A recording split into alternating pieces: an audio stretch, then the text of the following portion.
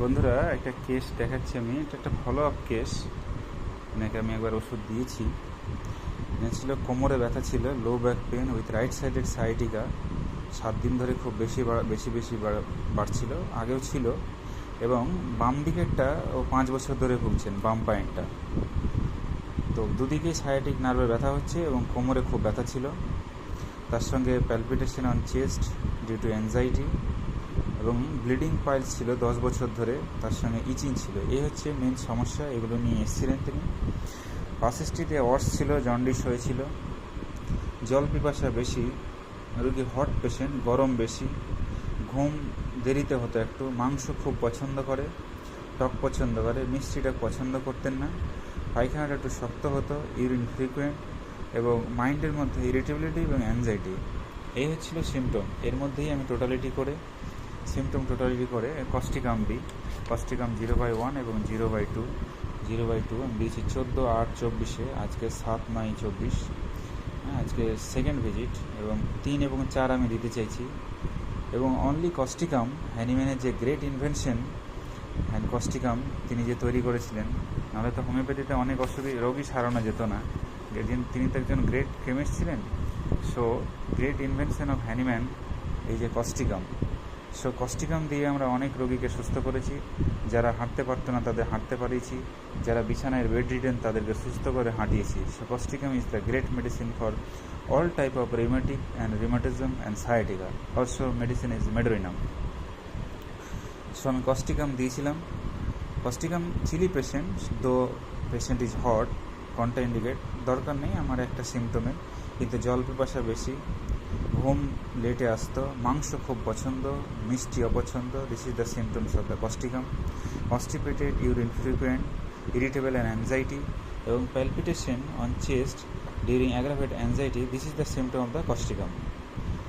এবং অর্স ছিল অনেক আগে, সেগুলো হয়ে গেছে, কোনোভাবে রিমুভও করেছে বা রিমুভ হয়েছে। So causticum is the medicine.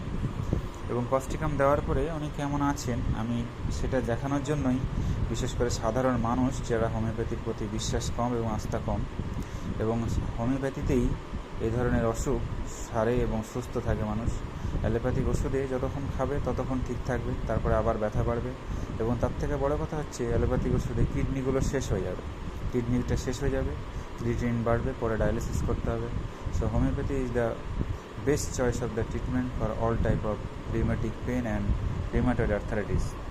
আমি দেখাচ্ছি, এটা একটা প্র্যাকটিস অফ মেডিসিনের বই বন্ধুরা, এটা প্র্যাকটিস অফ মেডিসিনের বই। এই যে রিউমেটয়েড আর্থারাইটিস চলছে, কীরকম হয়, জয়েন্টগুলো এরকম হয়ে যায়, টাইটার বাড়বে, এই চলছে।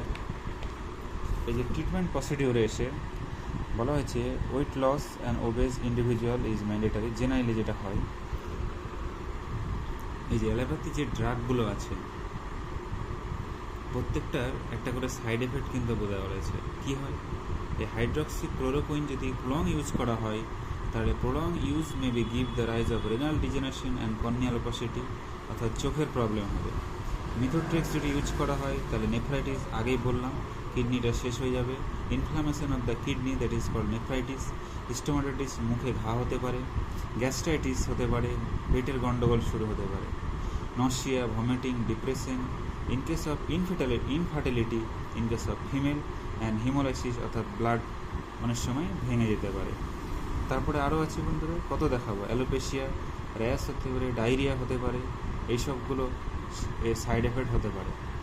সো অ্যালোপ্যাথিক ওষুধের প্রচুর সাইড এফেক্ট হয়, এটা প্র্যাকটিস অফ মেডিসিন বইও বলছে, এবং আমরা যারা পড়াশোনা করি জানি, তারা এটা সবাই জানে যে অ্যালোপ্যাথিক ওষুধের সাথে। সো হোমিওপ্যাথিতে কোনো সাইড এফেক্ট হবে না, কোনো পার্শ্ব প্রতিক্রিয়া নেই, তবে ওষুধ ঠিক দিতে হবে, ওষুধটা ঠিক সিলেকশন করতে হবে, তবেই তুমি রোগ সারাতে পারবে।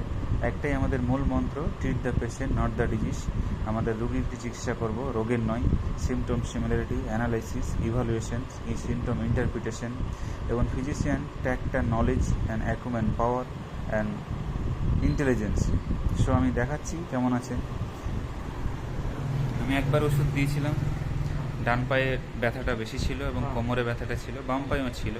এখন কেমন আছেন বলুন, বুঝছি। এখন ডান সাইডটা কোমরটা ভালো হয়ে গেছে, ভালো হয়ে গেছে। ওটা বুঝতে পারছি না, আরও অসুবিধা। বাম সাইডটা ধরে আছে, একটু অল্প অল্প আছে, এটা ওষুধ এক দুবার দিলে আশা হ্যাঁ, করি চলে যাবে। চলে যাবে। ডান সাইডটা চলে গেছে, ডান সাইডটা চলে গেছে। চলে গেছে, বাম সাইডটা এখন আছে। অল্প আছে। সো এটাই দেখালাম বন্ধুরা যে হোমিওপ্যাথিতে একবারে ওষুধ দিয়েছিলাম মাত্র আমি, এখন ডান সাইডটা চলে গেছে এবং কোমরের ব্যথাটা চলে গেছে। বাম দিকেরটা আছে, এটা দিয়ে একবার ওষুধ দিলে অল্প অল্প করে চলে যাবে।